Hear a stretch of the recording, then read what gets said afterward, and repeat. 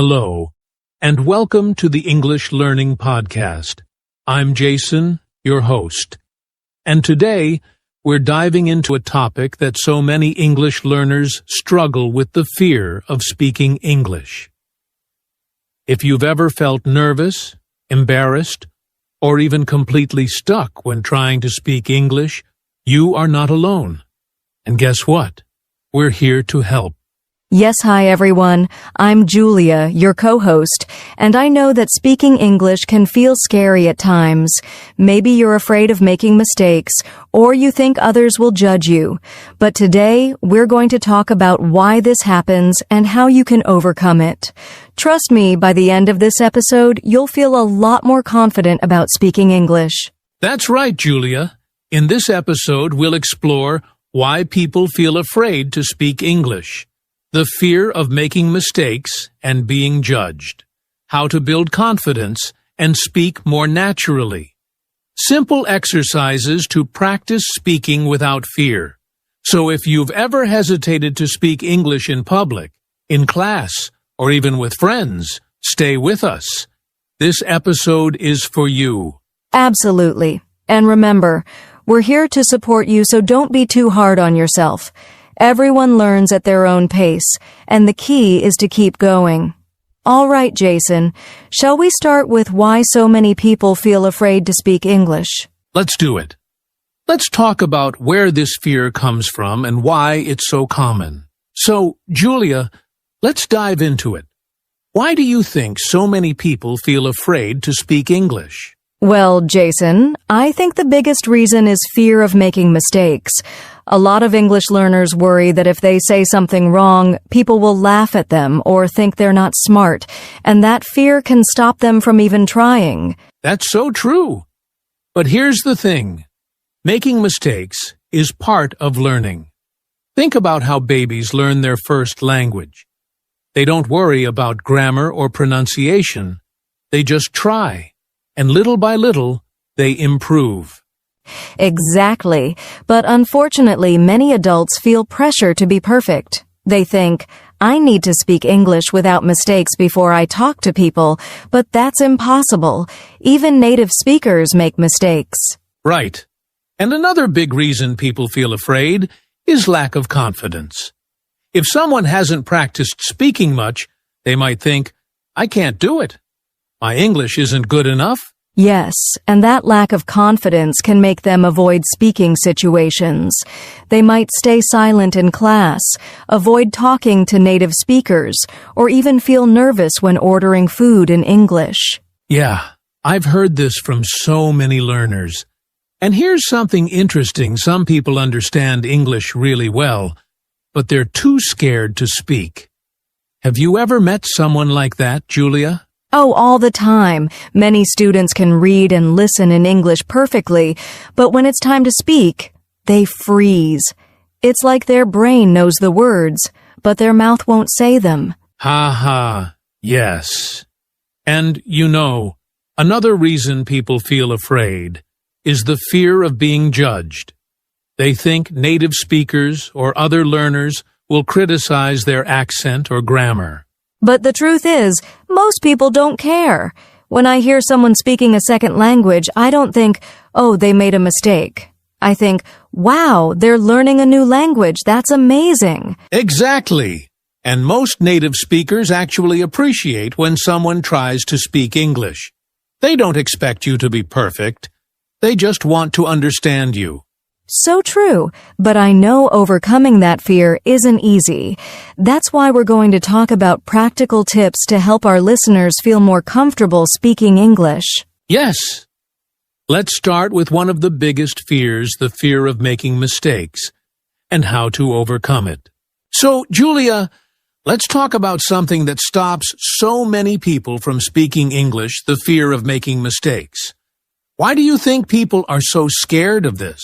Well, Jason, I think it comes from school.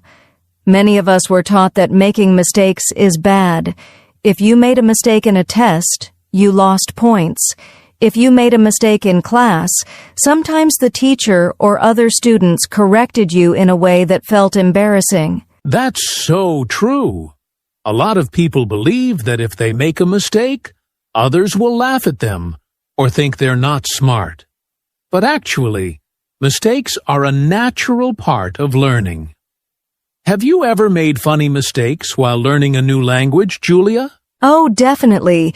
When I was learning Spanish, I once said embarazada because I thought it meant embarrassed, but actually it means pregnant. I was so embarrassed, but guess what? I never forgot that word again. Haha, that's a great example. And that's the thing, mistakes actually help us learn.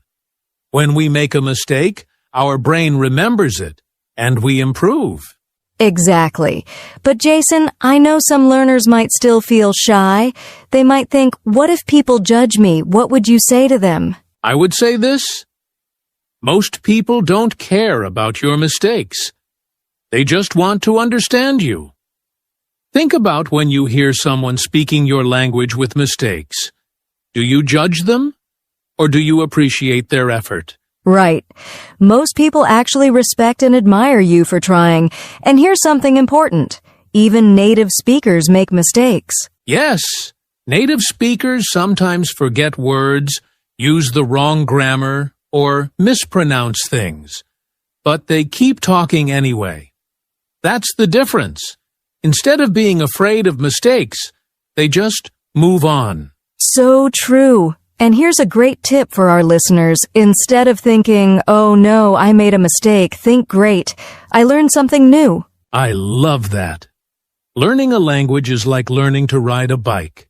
You'll fall a few times, but every time you get up, you get better and stronger.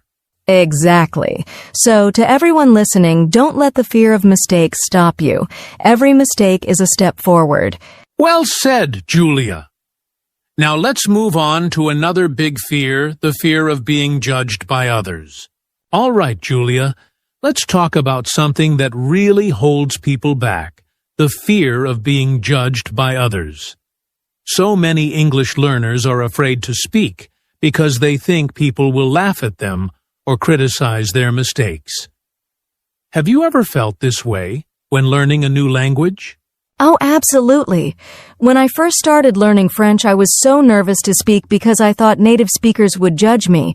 But you know what I realized? Most people don't judge you. They just appreciate that you're trying. That's so true. But many learners still worry about this. Maybe they're afraid their accent sounds funny or their grammar isn't perfect. But let's ask this. When you hear someone speaking English with an accent, do you judge them? Of course not. I actually admire them. Speaking a second language takes courage, and accents show that you're learning something new. Exactly. And here's something interesting. Even native English speakers have different accents. Someone from the U.S. sounds different from someone from the UK or Australia. So having an accent is totally normal. Right. And I think a big reason people fear judgment is because they compare themselves to others. Maybe they hear someone speaking fluently and think, I'll never sound like that. But the truth is, everyone learns at their own pace. Yes. Instead of comparing yourself to others, compare yourself to your past self. Are you better than you were 6 months ago? 1 year ago? If yes, that's all that matters. That's a great mindset. And here's another tip. Most people are too busy thinking about themselves to judge you. Haha, that's so true. We often worry, what will they think of me? But in reality, most people aren't even paying attention to your mistakes. Exactly. And even if someone corrects you, it's not a bad thing. They're just trying to help. The best way to improve is to keep speaking and learning from feedback. Absolutely. So, to our listeners, don't let the fear of judgment stop you. Speak with confidence.